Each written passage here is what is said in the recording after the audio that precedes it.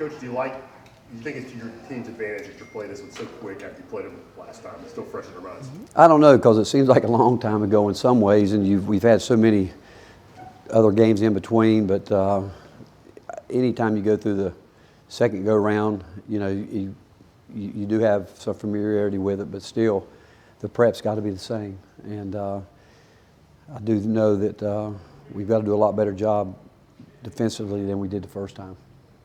Do you have more confidence in that too big lineup that you went to at Missouri after? Yeah, I've always had confidence in it. It's just a matter of when we need it, what we think is going to work, and how we're playing.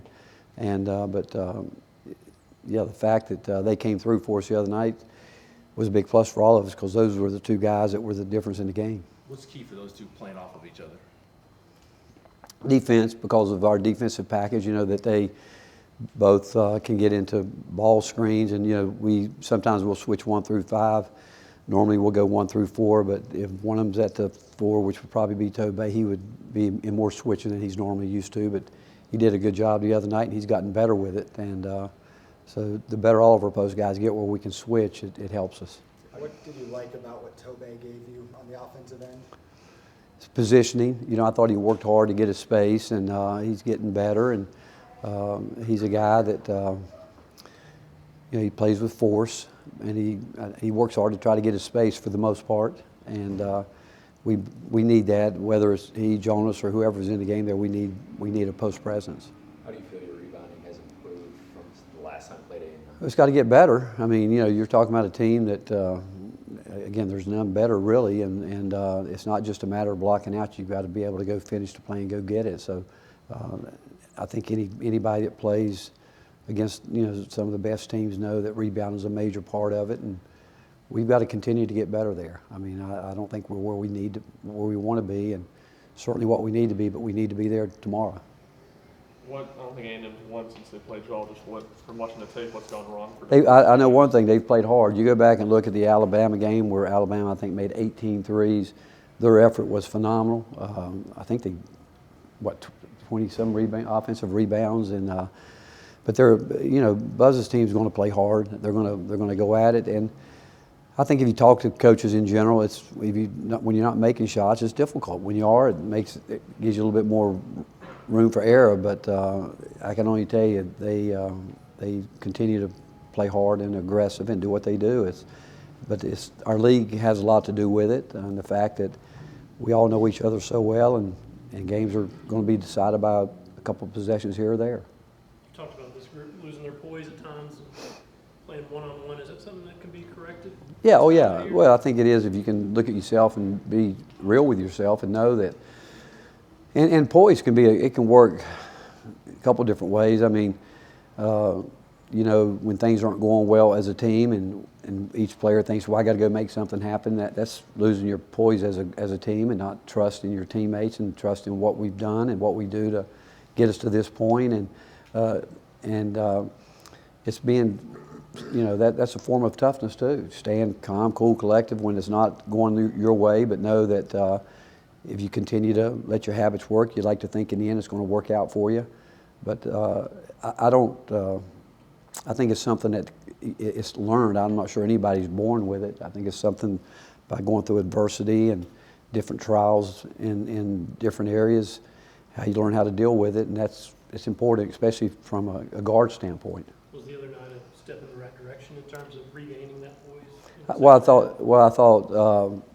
I do think that when we went big and that group, we were down when we put that group in, and we had a group out there, and again, defensively we were solid, but just the fact that those guys were able to come in and play the way they did, I think just shows the versatility that we can play with our team. And I mean, we could end up putting Josiah back on the perimeter where he played a lot, so we can get even bigger if we want to.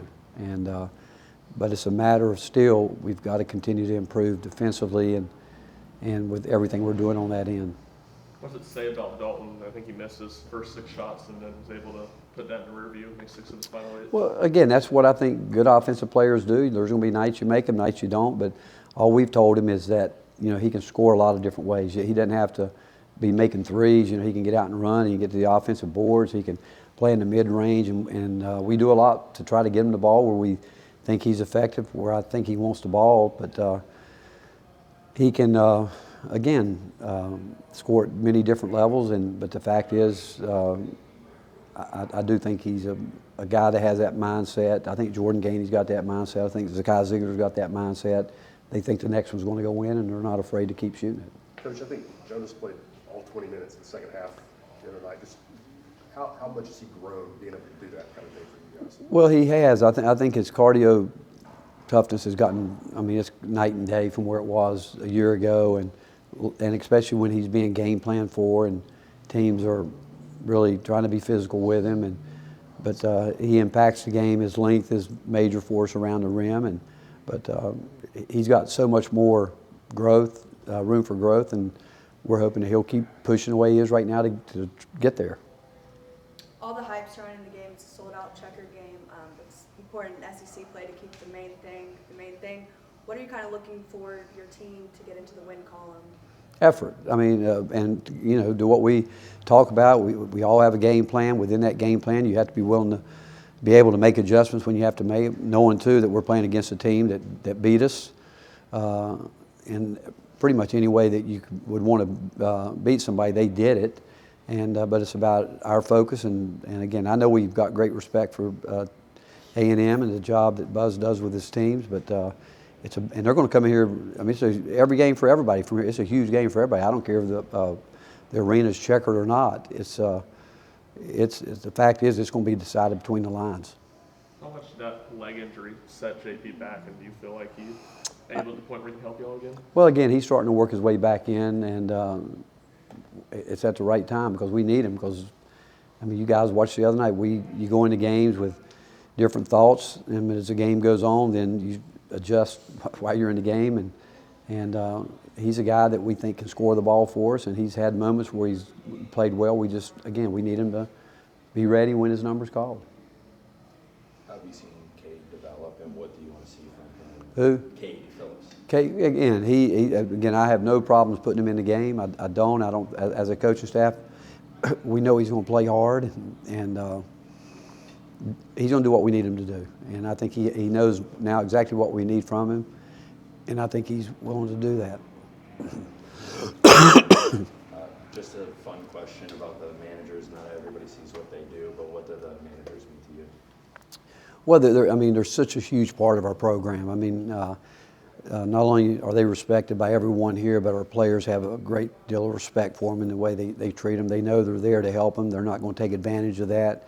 They're not expecting our managers to wait on them hand and foot, but they know they've got their backs. And we've always had great managers, guys that really want to be a part of it. And the fun part is how many of them have come in and want to be coaches, and some of them have gone on. They're in the NBA now, and so it's been fun watching guys, different paths that come through here. But so many of them again have used this situation, whether it's to get into coaching or administration. It's been good for them, and we couldn't go without them, and again, they're highly appreciated and respected.